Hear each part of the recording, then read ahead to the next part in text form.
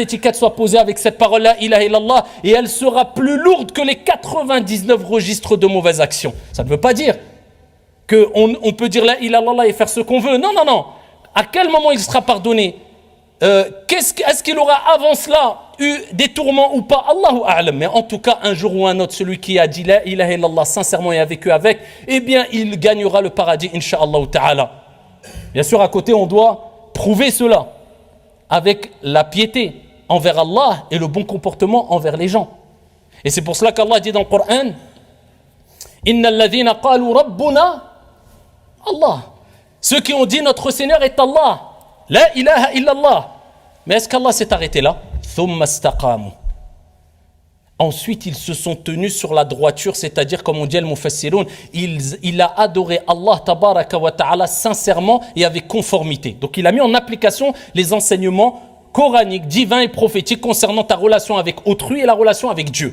Bon comportement, bonne relation avec Dieu, avec les autres, etc. Thumma istaqamu tatanazzalu alayhimul malaika. Les anges descendront auprès d'eux à deux moments. Au moment de ta mort, quand l'âme sortira, et au jour de la résurrection, insha'Allah ta'ala, comme on dit certains exégètes. Tatanazzalu alayhimul malaika. Alla takhafu wa la tahzanu wa abshiru bil jannati allati kuntum tu'adun.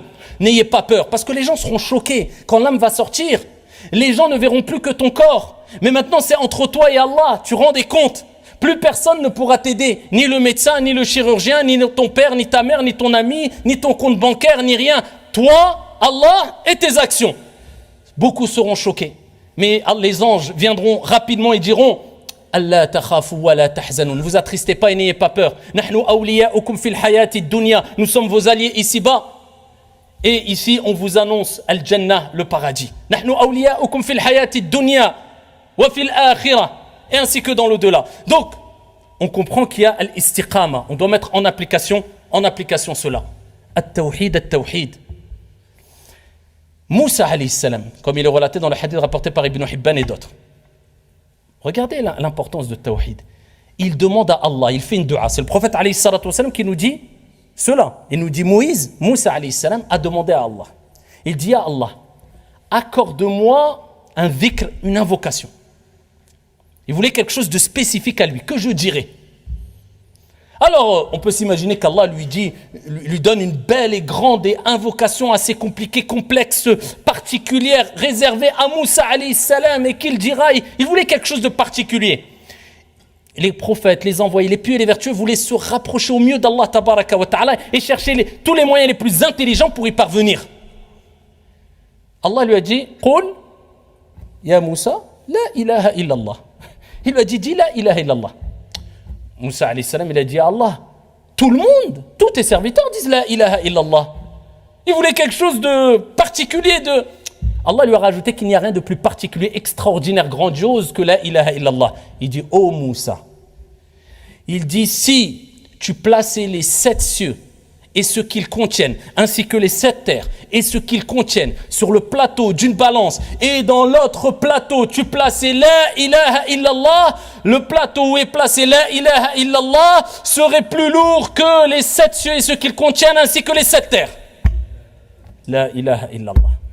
Recommandation d'Allah subhanahu wa ta'ala à Moussa alayhi salam. Et rien d'étonnant que quand on entend que Yunus alayhi salam se retrouve dans ce grand poisson, la baleine, et qu'il reconnaît ses torts et qu'il dit la ilaha illa ant subhanak inni kuntu min adh-dhalimin. Il dit quoi? Il n'y a de divinité digne d'être adorée que toi, ya Allah. Gloire à toi. Et il reconnaît toujours la modestie. Le croyant, il est modeste vis-à-vis d'Allah, humble et vis-à-vis des gens. C'est celui qui réussira. C'est pas celui qui s'enfle d'orgueil et se prend pour je ne sais qui. Et qu'il a oublié qu'il a été créé de terre et qu'il retournera dans la terre. Ici, il a dit, je reconnais, j'ai été certes parmi les injustes. Allah Azza wa Jalla, après cette invocation, Allah l'a secouru. Et le prophète alayhi salatu wa salam nous dit, il n'y a pas une personne qui invoque Allah Azza wa Jalla par ce dhikr sans qu'Allah accepte son invocation. C'est-à-dire que quand tu vas rappeler, mentionner la parole qui est quelque part, la ilaha illallah, la parole d'unicité, et bien, dua, elle va être acceptée. C'est la clé de l'exaucement des invocations. Le prophète dit, toute personne qui dit, comme a dit Yunus alayhi salam, la ilaha illa ant, Il n'y a de divinité digne d'être adorée que toi, ya Allah. Subhanak, gloire à toi. Inni kuntu min adh-dhalimin. J'ai été certes parmi les injustes. Eh bien, l'invocation qu'il fera sera exaucée bi'idnillahi tabaraka wa ta'ala. Et at-tawhid ayyuha al-akhyar, ce n'est pas, comme j'ai dit précédemment, simplement une parole qu'on prononce vainement, mais on doit vivre avec. C'est-à-dire que quand je prie que pour Allah. Quand je sacrifie, pas pour un pieux, saint, vertueux ou je ne sais qui, ou pour un djinn ou je ne sais quoi. Non, fasalli li rabbika wanhar. Que pour Allah tabaraka wa ta'ala. Lillahi wahdahu subhanahu wa ta'ala. C'est pour cela qu'Allah nous a créés. Quand j'invoque, wa idha sa'alta fas'ali, fas'alillah. Je ne demande pas à quelqu'un qui est enterré, ya moulay fulan, is'alillah an yamunna alayya bi kadha wa kadha. Subhanallah. وإذا سألك عبادي عني فإني قريب أجيب دعوة الداعي إذا دعان. Et lorsque mon serviteur t'interroge sur moi, je suis proche. Allah, il te dit, invoque-moi, moi, je t'ai créé pour. Et c'est ça le tawhid. C'est pas simplement je n'adore pas des statues, non. Quand je demande, je ne demande qu'à Allah. Quand je prie que pour Allah. Quand je sacrifie que pour Allah Azza wa Jal. Quand j'invoque que mon Seigneur Tabaraka wa Ta'ala. Quand je place ma confiance, eh bien je ne la place qu'en Dieu, qu'en mon Seigneur Tabaraka wa Ta'ala.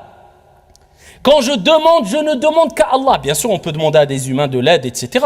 Mais tu ne peux pas demander à des humains une chose qui, seul Allah peut te l'accorder. Par exemple, tu es au milieu de la mer, tu es dans un bateau échoué, personne ne peut t'aider, tu vas dire « Oh, Sidi Foulen » ou tu vas appeler ta maman ou ton papa ou je ne sais qui. Là, c'est du shirk. Tu as mis au même degré la personne que tu invoques et Allah Azza wa Jalla en considérant qu'elle peut t'apporter secours comme Allah peut t'accorder secours. Et ça, c'est le grand shirk.